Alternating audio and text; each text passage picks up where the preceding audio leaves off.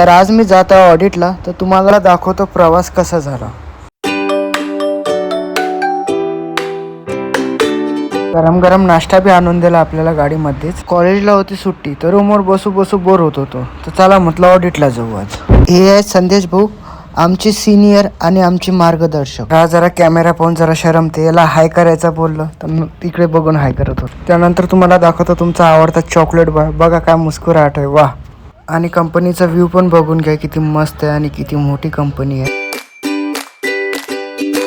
रस्त्यात येता येता आम्हाला दिसल्या दोन मस्त गाड्या, एक ब्लॅक आणि एक व्हाईट. गाडी एक मर्सडीज आहे आणि एक MGची आहे. इथं आमची टीम जमा झालेली आहे आणि टाइमपास चालू आहे, कारण ऑडिटला होता टाईम. आणि याला तर तुम्ही ओळखताच, म्हणजे मीच आहे तो. त्यानंतर आमचं जरा डिस्कशन चालू होतं की हा पेपर दिला, याचं करायचं काय. मग त्यांनी सांगितलं याच्या टिक मार्क करत राहा म्हणे, बाकी काहीच करायचं काम नाही आहे. आणि मी माझं ज्ञान थोडंसं शेअर केलं, सर्वांना सांगितलं काय करायचं काही नाही. काही तकलीफ पडली तर मला आवाज नका देऊ, तुम्ही तुमचं बघून घ्या, त्यांना समजून सांगितलं.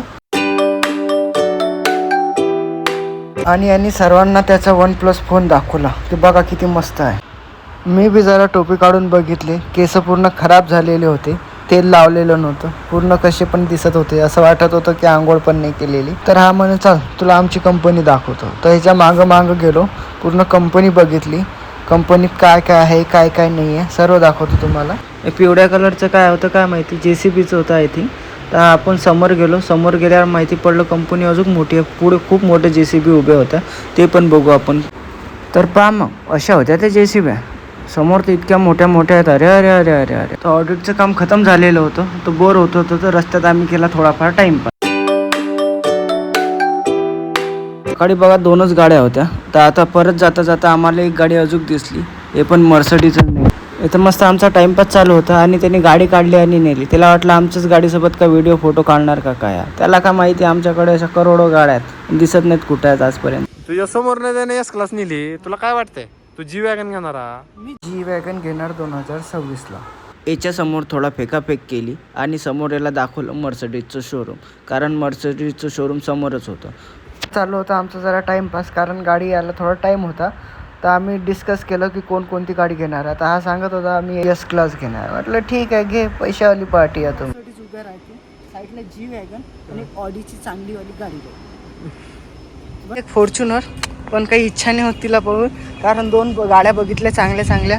आता हिच्याहून मन उतरलेलं आहे सध्या. आता पाहू आपण, तुम्हाला मी शोरूम दाखवतो. कशाचं शोरूम आहे ते, मर्सडीज G-Wagon,